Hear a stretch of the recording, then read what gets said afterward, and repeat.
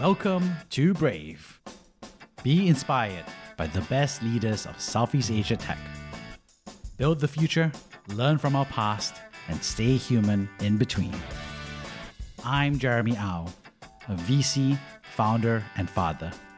Join us for transcripts, analysis, and community at www.jeremyau.com. Hey, Joel. I'm so excited to have you on the show because we've known each other supposedly since our junior college days, even though we hardly ran into each other. But we've had interesting parallel lives as serial founders, and now you're the co-founder of Aspire, doing off amazing things. Yet I think we've had some interesting stories, war stories along the way, and so excited to kind of like share some of the war stories along the way. Totally, man. Thanks for having me. So, could you share about who you are professionally right now? Yeah, sure. So currently, I'm the co-founder at Aspire. Aspire, in a nutshell, is let's say we're on a mission to reinvent business banking for the next generation of entrepreneurs, founders like myself, yourself. Looking back, like you said, multiple time startup founder.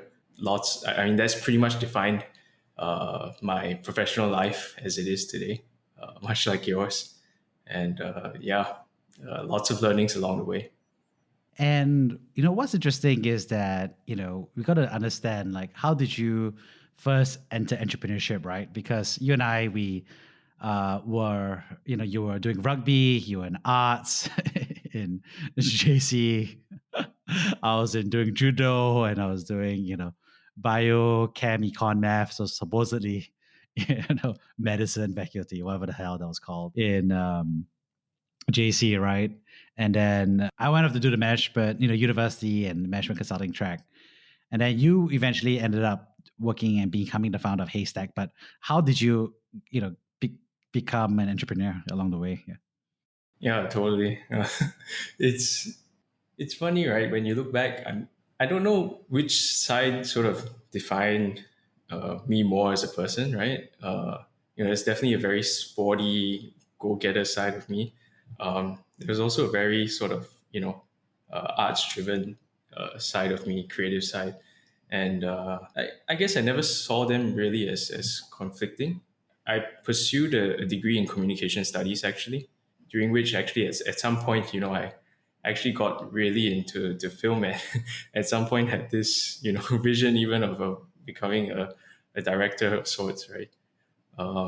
But eventually, as I was, thinking about what to do after university, it's actually a very naive story. And I choose naive as a word because I think it was right about that time when I was actually quite a tech laggard in that sense. Right, I was still using a non-smartphone. I had just transitioned to my very first iPhone, and I think this was a couple of gens in, right? So I'm definitely a laggard in that regard. But just using it kind of blew my mind. I felt that intuitively I could understand somehow the way the product was designed. Not so much on the hardware side, but maybe more on the software side. Certain decisions that were made. I felt that I wasn't a pro, but maybe on the higher end of prosumer, right? And it was that naivety that kind of led me to say, like, no, I should be in this world, right? I should be in the technology world. It's something that I think is going to change the way the entire world operates, and I should be a part of it. I could see myself devoting the rest of my life to something like that. And yeah, not knowing any better, decided to start something. And why did you decide to start a Haystack? Because something could be so many things, right? So why Haystack out of all those things all the way back in 2012, which was, by the way, super early, right? 2012 was pretty much also when I was also, I think, out of college. I was also starting something as well, and I remember seeing you building it around the same time as well. I was building Conjunct Consulting, you building Haystack around the same time. Yeah, totally. So I think, Haystack was for me sort of an expression, maybe. I was definitely really young at the time, hopefully still young. But, I think there was a lot of creative energy that I had and was really drawn to that was occurring at the time. And then I think, back then, not knowing any better, I don't come from, say, a management consulting background, for example, right? So I just kind of, it was a passion thing, right? I on one hand, I knew that like in the States, you had Etsy that was, democratizing, commerce in its own way, allowing everyone to creatively express and actually reap the rewards of that expression. And I felt that it was something that, wasn't in Southeast Asia. I felt at the same time there was a lot of, people trying to do creative things here. And yeah, I wanted to sort of enable that. Yeah, is looking back, obviously Haystack didn't work out. A couple of learnings there would have been, timing. I think if we did it, today, we could potentially have a very different outcome. And also market, right? So not sure if it's something that I would necessarily start in Singapore, knowing what I know today. It's interesting, right? Because you mentioned earlier that also you have an art streak in you, right? And you're also building out this marketplace, this business thing. And you're learning all these things. And what was it like wrapping things up, right? Because that must have been tough, right? You spend 2 years building this thing from scratch. Um, what was that like? I mean, especially coming out of university. Yeah, totally. I think actually it wasn't like we didn't really see it as a full wrap up in that sense, because I think one of the things that we managed to do was to really learn along the way. And my only sort of thing that I wish I would have done differently was to learn a little faster. And I think if I had more experience, that's what I would have been able to do. I don't think I would have necessarily been able to make better decisions right from the get go, but I think I would have been able to learn faster and move faster, and end up, making sort of getting the right mix together faster, or at least figuring out that it wasn't going to work, right? So actually, Haystack actually formed the basis of what we built next. So maybe I can take you a little bit through that journey. So think of Haystack as, the Etsy of Southeast Asia, right? Open marketplace model.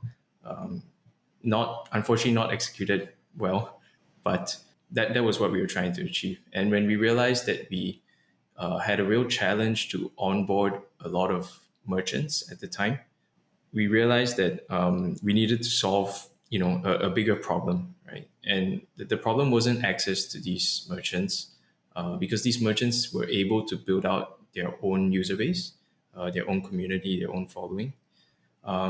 So we actually centered around the idea of helping them sort of produce their next production, or a production that they may have always wanted to try or to produce, but never had that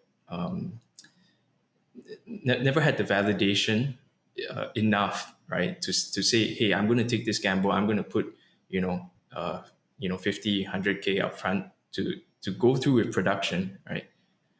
So that was sort of the insight that we got. And, here you start seeing sort of the parallels to Kickstarter, right?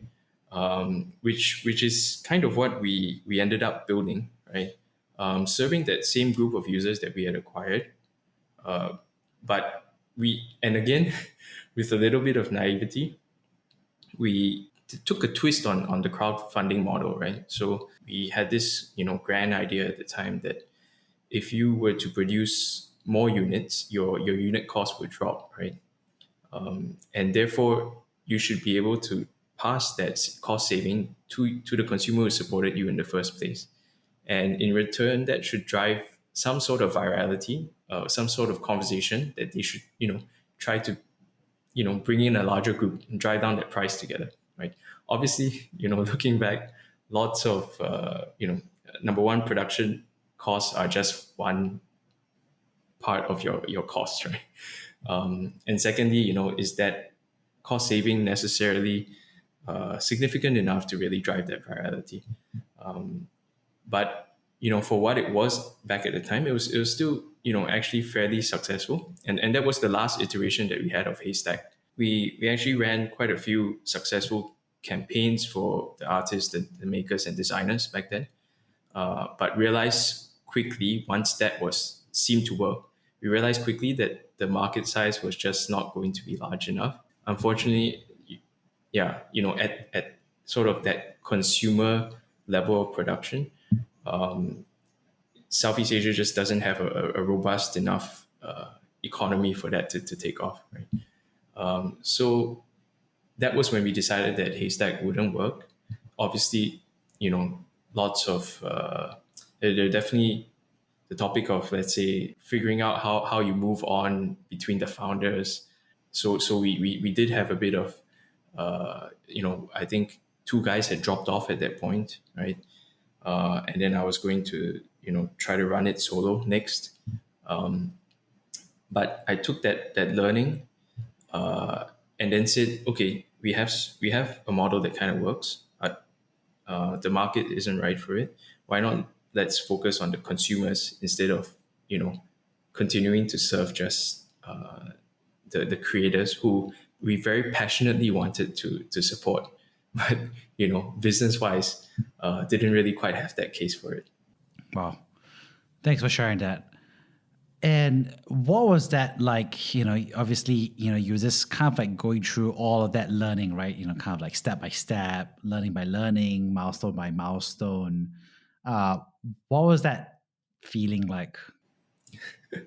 Oh man, I think now I look back and through rose tinted glasses, and it becomes you're able to crystallize that learning rather clearly, right? Back then when you're actually going through it, man, I think honestly, I think I was probably a bit of an emotional train wreck, right? It was not clear at the time. We would take, I think, 2 3 months to come to some sort of clarity, right? Which I think is really a long time when it comes to startup time, right? I think when you're at YC, every week you want to come up with a learning.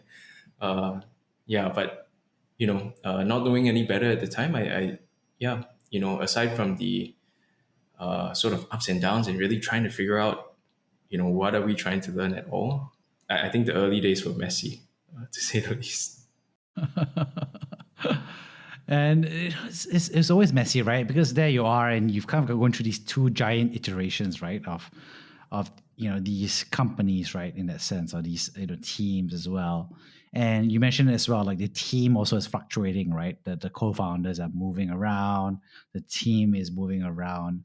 What's the dynamics of that? What's the emotions or dynamics of a fluctuating team? Because co-founders is always a tricky dynamic issue, right? Like are they family, are they friends, are they colleagues, I struggle with that myself, right? So, Yeah, totally.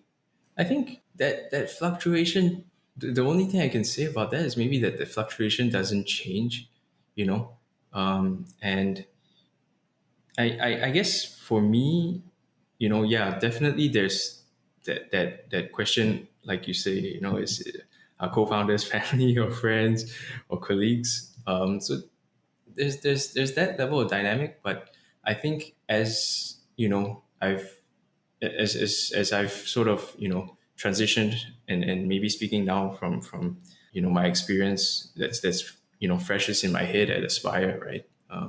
I think that fluctuation occurs even as your organization scales. So it's not just at a co-founder level, but even as your rapid scaling, right? I had this chat with a teammate today, and it's literally you're on this ship, you're trying to plug the holes, right? The leaks, right? But you need that rocket to take off at the same time, right? And that those are the fluctuations, right? You have people, coming in, coming out. You're trying to manage that, but still like make the thing launch, right? Oh, that's a tough part, right, for everybody. So tell us more about that. So, there you are at Haystack and you're there at Group Hunt, right? And, you're just working on this different dynamics. And, you said you're going to push on to be a solo founder and you're learning all these different things. But at some point, you kind of make a decision. You say, like, okay, you kind of decide to kind of like close that chapter, right? So what was going through on that set decisions there?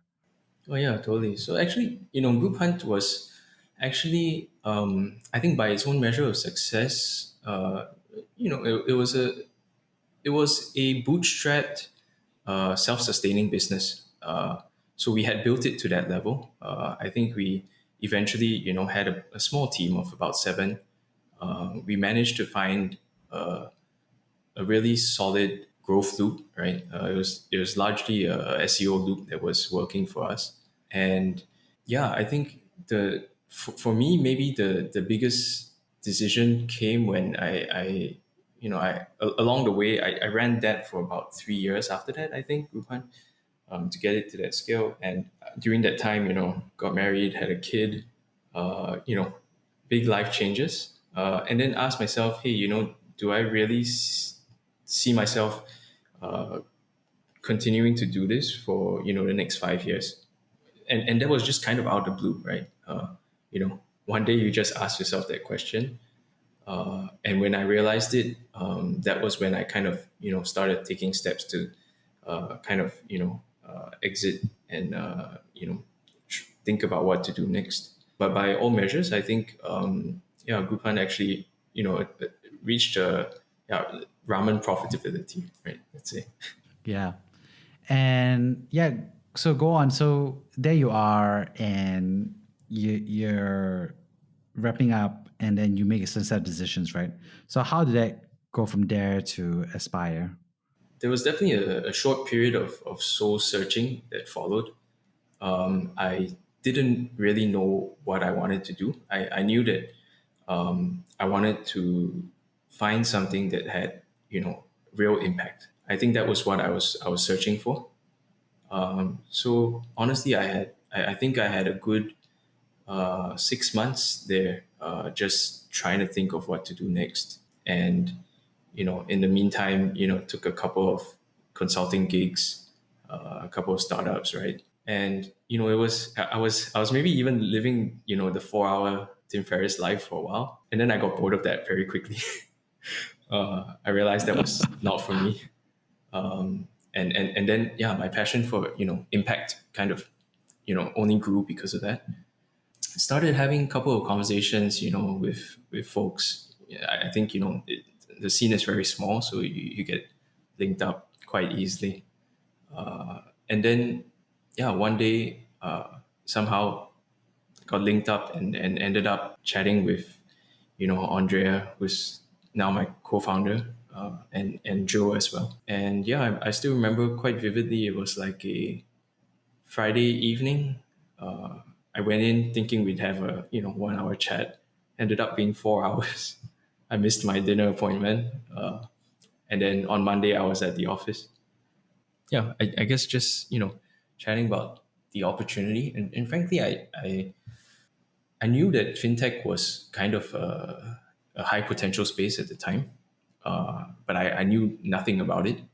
But I guess sort of my short experience before that, building up these funding campaigns, the whole idea of crowdfunding, and the impact that brings to a business, right? And business cash flow, that kind of gave me a real insight into what Aspire was doing at the time. It made fintech somehow relatable to me as a entrepreneur or as a potential consumer, and that I think was really why yeah, I decided to that this fintech world made sense. It was more about like how the problem became real to me, right? So I think a lot of times when, as an outsider at the point of time when I listened to people talk about fintech, it tended to be quite on a technical level, right? And I couldn't for the life of me make out what it was, obviously not being from finance, not being from banking. But yeah, that the idea of business cash flow was something that was for the first time in a fintech very real to me, and I could understand that, and I think that's what attracted me to the space. So what's interesting is that you've obviously met a lot of founders along the way, right? Amongst your peers, amongst the other founders that you have worked with up to that date. Was there anything special about this pair that made you say like, "Hey, this conversation is worth me, bailing on my dinner date for a few more hours, right, and being very rude." Yeah. Well, I think what was interesting was there was a certain drive that really appealed to me, right? So at this time, this was probably 3 years ago now. Andrea had sort of quit his position at Lazada, right, where he was CMO, and obviously, that I think itself says quite a bit, and he definitely saw something. So from him, I definitely got that drive. And then Joe, who's our CTO, right? He he was someone who was very real, right? He had his fair share of startups and war stories, right? So he had done Bon Aperture, and he wasn't coming from an angle of like, oh, I've been so successful, X number of exits kind of thing. It was more like, hey, these are kind of the failures and lessons that I've learned along the way. And that was, yeah, it was very refreshing. And somehow that combination, right? Together with the fact that the subject matter was so relatable, right? Made me feel that like, yeah, I think this is going to be, this is how fintech should have impact. Wow. And as you built all of that, how did you, like tell yourself? Because, you built two companies by then, right? And so you're like, you know, like, how did you tell yourself, like, okay, this is something I have the energy to do a third one, right? Yeah. Yeah, totally. I mean, yeah, I think that that couple of months that I had as a break, right? I think that really sort of refueled the tank. I think, right? Coming off, the second one, I was tired, man. It is no easy feat, right? I was tired. It was taking, like I said, an emotional toll. Why? I was asking myself, why do I grind like that? Yeah, I think that couple of months really helped and kind of steadied the mind. And at the same time, I think early on we saw sort of that traction, right? And I think at the end of the day, as a startup, winning matters, right? I think that kind of energizes everyone and energizes the team. So the early signs were there. Yeah, that helps a lot. I can imagine. One interesting thing, of course, is that you also had a family, right, throughout this entire process, right? So, a kid, a partner. How was that going along? Because it's not easy, right, to have family and then be a supposed breadwinner. That's Yeah, what I always say. you yeah. know, especially So how was that? I mean, if you don't mind sharing. Yeah, no, for sure. I mean, definitely, my number one supporter is my wife, right? I think any founder probably holds their wife in that regard, right? It's a conversation that you guys have to have, set the right expectations, and manage that relationship and conversation depending on what happens, right? But yeah, my wife has really been a tremendous source of support for me. That's it. Obviously there's still challenging times. I still remember, when we had our kid. I think, you know about a year and a half in, both of us didn't realize how completely sleep deprived we were. It was not something that we expected. To this day, I often joke about how, but like I ask my friends why no one ever told me about the amount of sleep that I would rack up. But on the other hand, I found myself actually also being, more efficient, because I was also, driven by that desire to spend more time with the family, and to, manage my life better as a whole, right? So I'm a firm believer in mindfulness, and trying to create that, mindful environment for myself.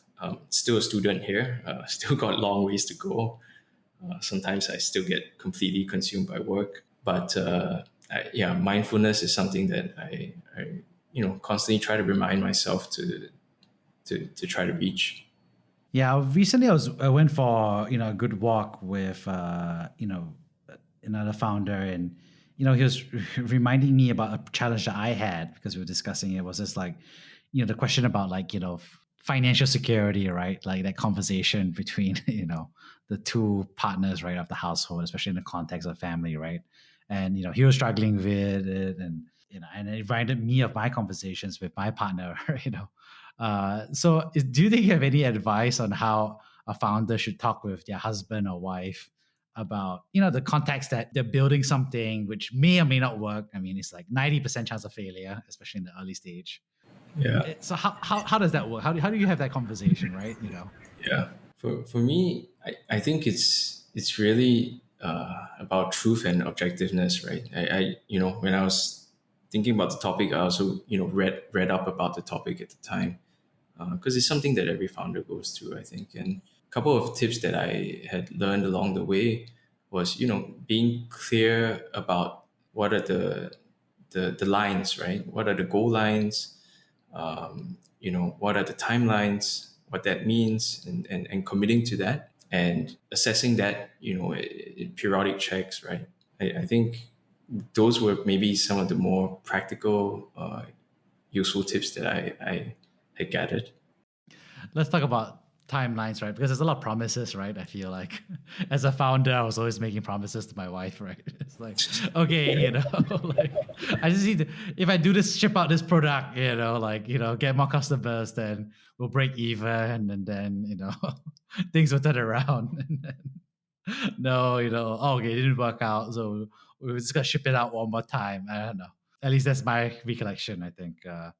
Eventually things did turn around, but I think it was touch and go a few times. I think definitely, so I definitely feel like I was a bit rubbery with my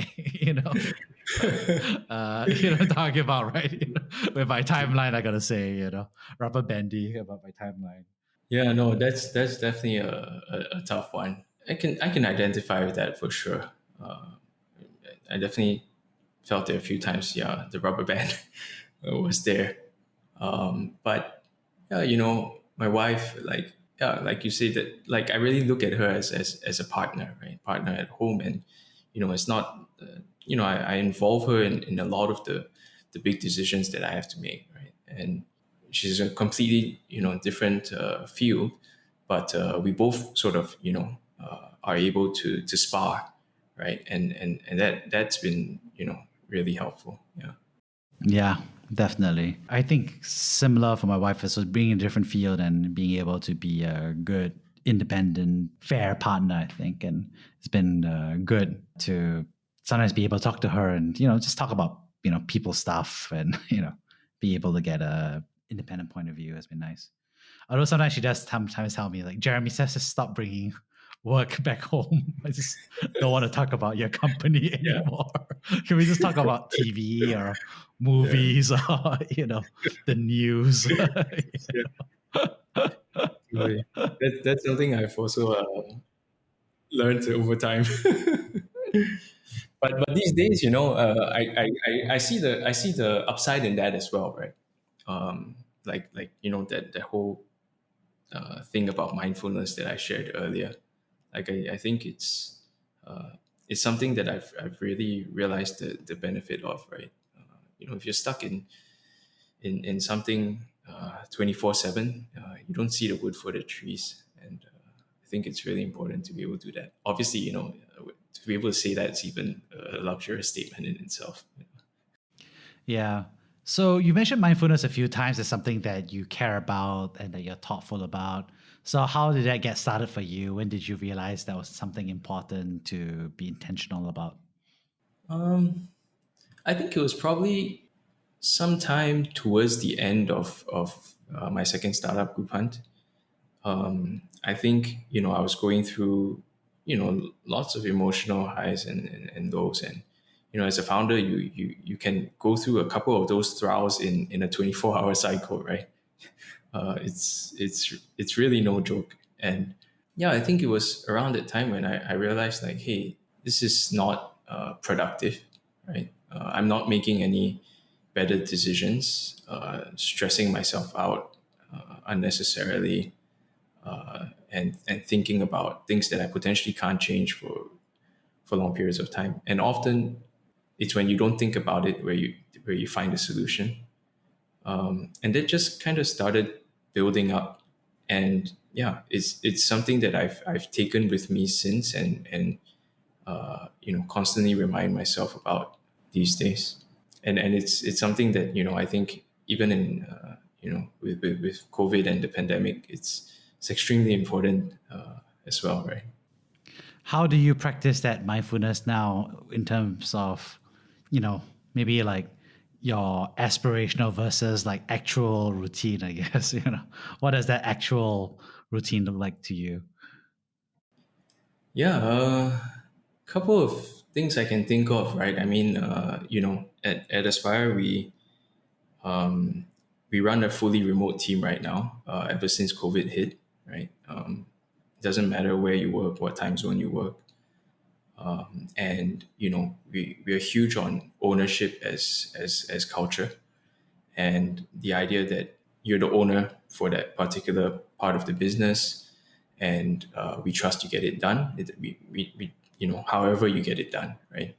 And when you need to take time for yourself, take time for yourself. And likewise, I'm like that, right? I run a fixed schedule each day, right? I make sure I spend time with my family.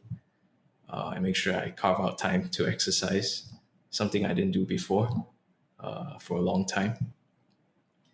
And yeah, experience different things to sort of break out of that monotony of COVID life, right? So, like we were talking about earlier, picked up sailing, picked up tennis, and I like that idea of like, yeah, I'm so bad at it that it's a real challenge for me there. Yeah. And another thing that we do that's maybe a bit more related to work or BAU is that either every Friday or every Monday, we ask everyone in the company to send out a simple email. Right? There are three parts. You describe the highlights of the previous week, the lowlights, as well as the priorities for the coming week. I find the exercise, it really helps you to number one, sort of rationalize the fact that you have ups and downs throughout, you know, not just an entrepreneurship journey, but working at a startup, or working anywhere. There are ups and downs, right? But number two, it also makes you reflect upon the week, and ask yourself, has it been effective? Have you been spending your time in the right places? And then it helps you to think ahead and to prioritize for the next week, right? And I personally find that really helpful. But the exercise is also twofold, right? On the other hand, now we're distributed. We have over 200 employees, and it updates you on each department and what's going on in the company, right? It provides a lot of sync. It's amazing to see how you really kind of like embedded not just the personal side of mindfulness, but also at a company level as well. On that note, I'd love to, kind of hear you out about you telling us about a time that you have been brave. I would say maybe it was the time when I decided to wrap up my second startup group hunt, right? So I think it was, like I shared, considerably successful, but it was not an easy decision to say, let's transition out. We had a team of seven. We had to consider that.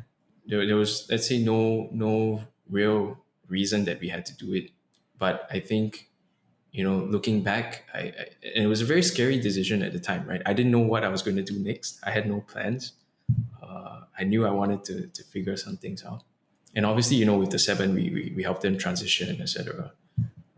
But looking back, it was, I think that was a time when, yeah, I was brave. And looking back, I'm glad to have been brave. What about it was brave from your perspective? I mean, what aspects of that decision was brave on reflection? I think the fact that we could have continued going, but the question at the back of that, not just in my mind, but in the team's mind, what we were doing at the time is, what was the impact we were making? And I think it was coming to terms with that, and the fact that we didn't feel that it was as impactful as we wanted, and then making that call, right? Because it would have been relatively easy to continue. Yeah. And then making that call, not knowing what was next. What does it mean to make that call? I mean, when you say make that call, you call, some people call it a shutdown, you can call it a failure, you can call it a closure. I mean, like, what do you call it now? I mean, so many ways to call it, right? But I guess in your words, how do you call it, right? I think when I look at it, practically speaking, right, the reality of it is, a shutdown, right? Like, you decide to fulfill all outstandings, and, make good on customers, and employees, and shut it down.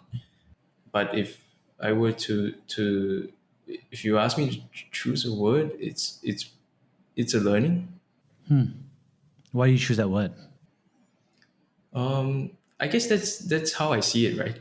I guess I use that word quite a lot, but I really believe in that, right? I think the combination of actions of what you've created, the learnings that you draw from each experience defines you, and moves you to your next thing, and yet at the same time is a very real part of you that you bring along. Yeah, I mean, that's a tough one, right? Because, there's a recent AngelList study, right? Which was like, they're saying like 1 out of 40 companies that receive seed funding from a reputable company, whatever you want to call that, will become a unicorn, and then the rest will pretty much effectively fail, right? From that, which means, Yeah. that, get somewhere, get some revenue, but a lot of them were just yeah, zombie-ish, right? Uh, and so there's going to be 39 out of 40. So I remember some friends are like, wow, 1 out of 40 is great odds, you know. And I always tell people, I was like, well, you have better odds doing roulette, at, Marina Bay Sands, right?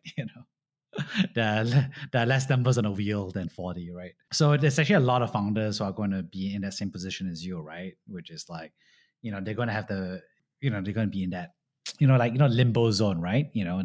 That judgment zone of like, whether or how to make that call, right? What advice would you give them in processing or structuring the process on how to make that call, on whether to push on or like call it a day, right? And start a new chapter, right? And close this chapter.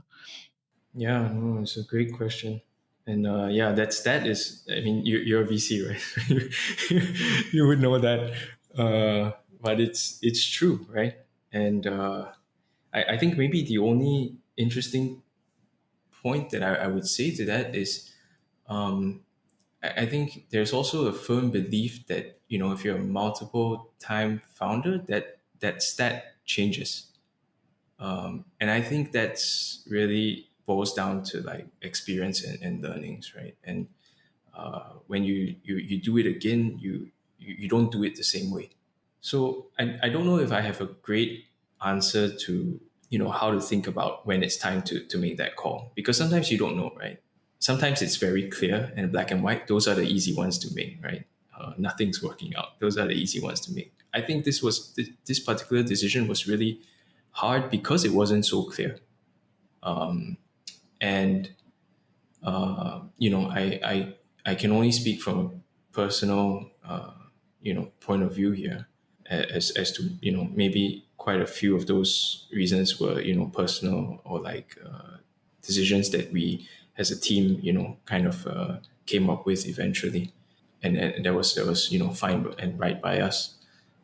But I think maybe the only sort of silver lining to share, or maybe what I would like to tell other founders is that it's not a wasted experience for sure. And that's the way I would love for everyone to look at it, right? I think failure, whatever you want to call it, is often not something that's celebrated or talked about much in this part of the world. A very different culture, when you compare it to the States, for example. Yeah, but I agree with you. I think the process is not easy for sure. And on that note, I think that, like you said, the clear cut is more super clear cut. I think the in between is super hard.